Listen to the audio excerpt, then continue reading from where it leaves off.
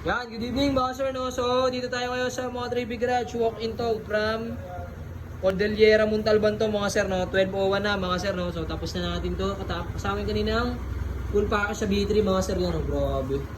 Ito, Mio Soul I, ninsulan natin ang XCL Supra mga sir, no? Yan, no?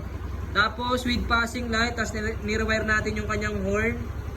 Tapos, inisarin din natin ang hazard mga sir, no? So, dito yung hazard. Okay, lagyan natin yung hazard. Uy, grabe, hindi ko malaglag sa ito. Yan, okay, pag-hazard. So, sa likod.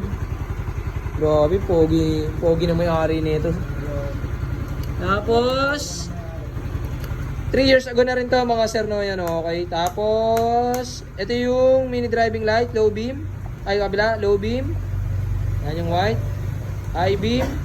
Yellow mga sir, no? Grabe, lakas ng XCL Supra. Yan, okay, off. Passing light nandito nakalagay. Yan.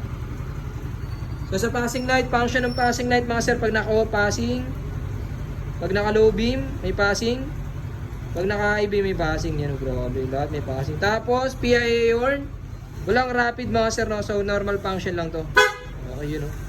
Low beam, high beam. Walang combo lights din. Okay, grabe. Yes, sir. Yun lang mga sir, no? So, sa lahat ng gusto magpa-install, PM nyo lang po si mga 3B Garage. Yes, sir. Grabe, pogi. Ibalo.